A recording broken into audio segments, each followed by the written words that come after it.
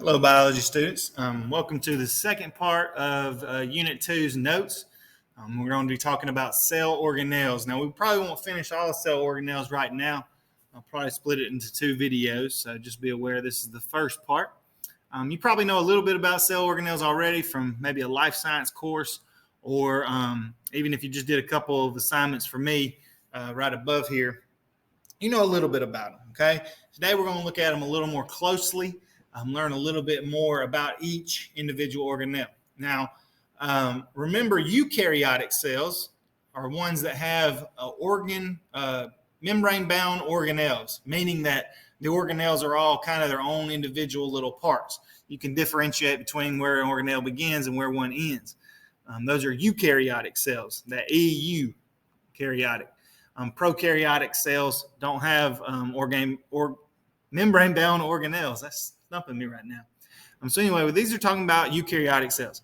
Eukaryotic cells are what you find in all advanced type life forms. Us, animals, plants, all of those are eukaryotic organisms. Okay, so let's talk about the first kind of organelle, if you want to think of it that way. It's just the structure inside a cell. How come a cell doesn't just go flat or just float away or anything like that? It's because it actually has an internal structure. You can kind of think of it right here. It talks about a cytoskeleton, almost like a regular skeleton is made of our bones that holds us kind of in the shape that we find ourselves in, giving other things something to attach to, like our muscles and other organs.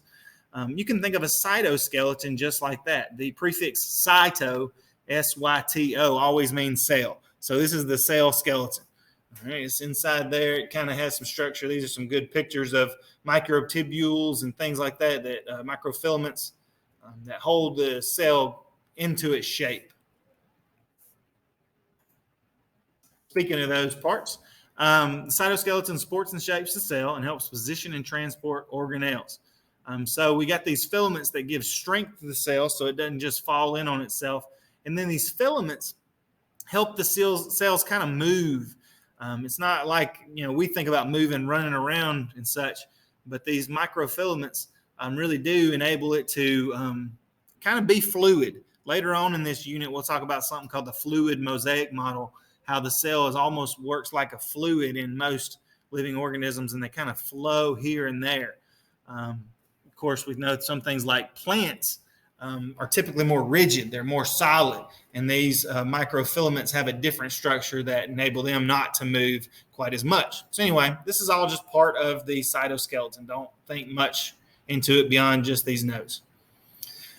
Inside the cell itself is a jelly-like fluid called cytoplasm. And it really is a big contributor to the cell structure. This fills up the space in between the nucleus and the cell membrane. If you were able to look at some cells under a microscope, which we might be able to do if we can get to a lab, you'll be able to distinguish where the nucleus is and really the cell membrane or the outside part of the cell. Everything else in between those is filled up with cytoplasm. Now, of course, in this cytoplasm is where we find these other organelles. Cytoplasm is made up mostly of water. Remember, we learned about water being a really good solvent in making solutions. There is a lot of other type materials found inside this cytoplasm, but they're all dissolved in water. So that's what kind of gives it a jelly-like consistency. And many chemical reactions we're going to learn about occur in the cytoplasm. We will see, especially about cellular respiration, how things, in essence, breathe, if you want to think of it that way, or really convert energy into usable food, get energy from usable food, happens in the cytoplasm. Okay, this is a really good little glimpse here. Imagine this is the cell membrane, as we're going to learn about the outer shell, and then this is the nucleus. All this fluid type material is cytoplasm in between the two. Speaking of the nucleus is the storehouse for genetic material. It is the DNA is found inside the nucleus. There's two major demands on the nucleus. One, it needs to protect the DNA. It needs to keep it safe. We're going to spend several units this year talking about what DNA is, how it works, how it is the code for all life. It directs everything that goes on, not only in your cells, but also in the body of an organism, the entire thing. So it needs to be protected, and that nucleus does a pretty good job of that. Also, the DNA must be available for use at the proper time. It needs to be the one directing what proteins are going to be made. Okay, what activities are going to be carried out within the cell. So the DNA needs to be readily available. And the nucleus does a good job of both these things, both protecting it and making it available. The nucleus is surrounded by this double membrane called a nuclear envelope. Okay, this double membrane is what really secures what's going on. Nuclear membrane is pierced with these things called pores. Think about our body. You probably know you have pores on it that allow oils and to come out. It's where your hair, if you look at your arm, the hair coming out kind of comes out of these pores. So anyway, the nuclear membrane also has that. And this allows some large molecules to pass between the nucleus and out into the cytoplasm. From there, whatever these molecules are might go to other types of organelles that are found in the cell, or even make its way outside of the cell through the cellular membrane on the outside, part of it. So anyway, the nuclear envelope is what surrounds the nucleus. And the nucleus contains what's called a nucleolus. Okay, a nucleolus. Kind of think about this as a really good picture of it. This whole dark blue thing is the nucleus. There's pores within it. There's a nuclear membrane surrounding it. Okay, and the nucleolus is found right here in the middle. The big job that I wanted you to see is the nucleolus makes ribosomes. Okay, and that's an organelle that we're just about to talk about. So it makes ribosomes. The endoplasmic reticulum, or shortened to ER, there's two different types, and we're going to look at those. But it's these network of thinly folded membranes, kind of like canyons. You can look through. They're almost like a maze, it looks like. Right? So proteins and lipids are produced in the ER. Remember, these are both carbon-based molecules that every living organism uses. Okay, it uses them. Here we make them. We make them in this ER. There's two different types, like I mentioned. The rough looks rough. Okay, and it's studied with these ribosomes. And in this ribosomes, they make proteins and lipids. Right, so it kind of has a different appearance. Even if you look at it through a microscope, if it's a powerful enough microscope, you can differentiate between the rough ER and the smooth ER because of this rough texture of these ribosomes that are found on the rough ER. The smooth ER has no ribosomes. And to me, it almost looks like some coral when you see it. Now, something really cool about smooth ER on a cellular level, so happening inside the cell, it makes lipids, but then it also helps break down drugs and alcohol.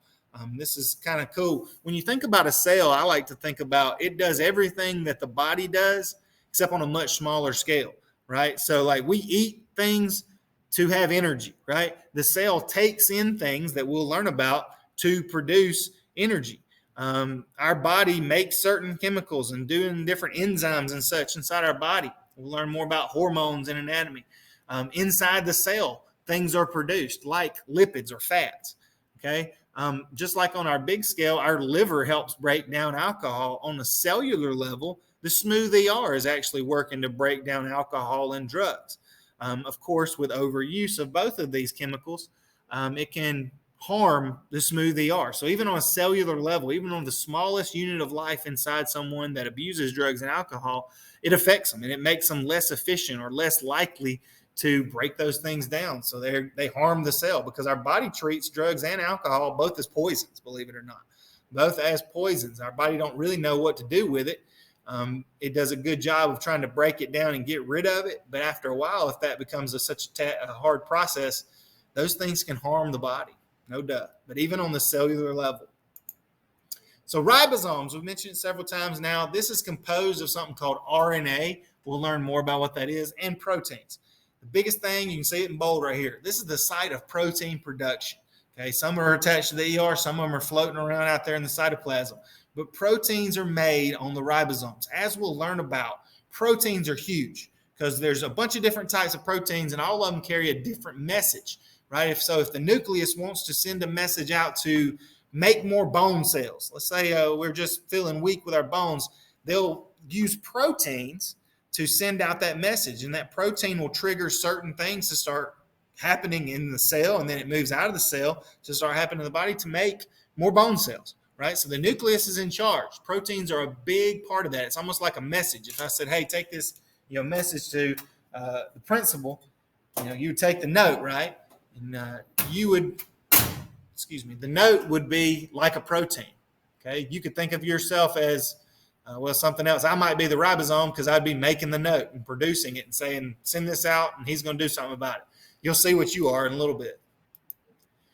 So another something that looks kind of like the rough ER there, but it's not. It's called the Golgi apparatus. Now, the Golgi apparatus, think about it like a post office, okay? Because this post office, if I took something in the post office and was like, I need a box. They'd say, here's a box. I need to send it to California. Okay, great. It's going to cost this much, and here's the address we got to put on there. And then it's going to take it.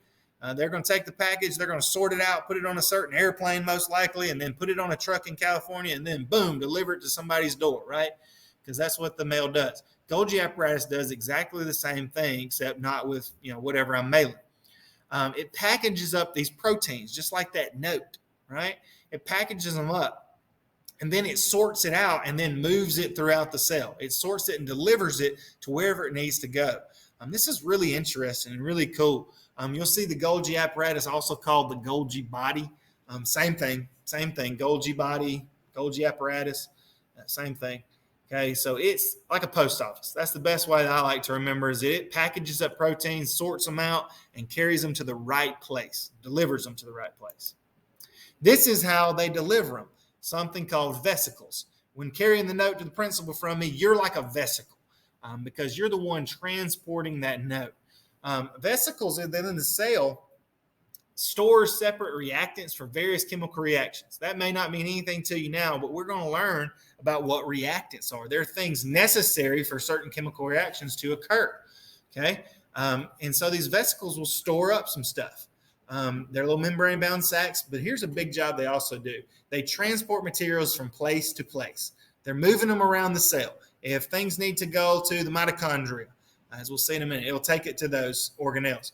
Or if it needs to secrete. Secretion means to get rid of, to release, to let out. Okay, so if some materials need to leave the cell, as we're going to learn later in this unit, how the membranes does a good job of this, vesicles are the things that carry them. Okay, vesicles are kind of like a short-lived organelle. They're just around to carry certain materials to where it needs to go, and then most of the time they're recycled. They're broken down. Their little component parts are torn apart, and they're reused to make more vesicles. Okay, so they're very short-lived. So you're not like a vesicle in that sense. We need you around forever. The mitochondria, you might have heard it called the cell's powerhouse. I like the term power plant because I think about a power plant, say if it's like a dam that water supplies power to an area like we have kind of over off Lake Wedowee. That dam gets that water and then it changes it into usable energy, right? Usable energy. That's what the mitochondria does too. It's like a power plant. It supplies energy to the cell. It is bean shaped. It's pretty cool. It's shaped just like a little bean, and it's got these two membranes, the outer and the inner. We're going to learn more about that with cellular respiration. The mitochondria, the way it produces energy is through a series of chemical reactions. Okay, it converts food into usable energy. Now, if we ate pizza for lunch, the pizza doesn't look like pizza when it gets to the mitochondria. Obviously, it's broken down into those carbohydrates and some lipids and maybe a few proteins.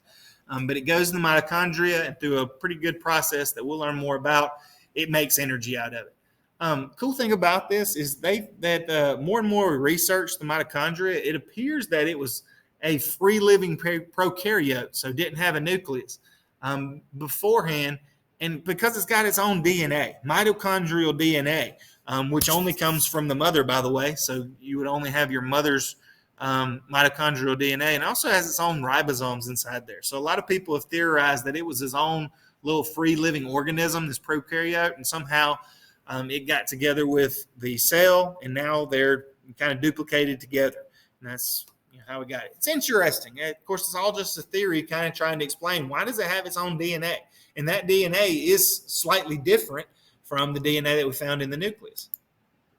And that's where we're going to end today's notes. Make sure you take your notes and your student notes, little PDF through Cami, and then you're welcome to use those notes to take the little quiz that follows these notes. Thanks.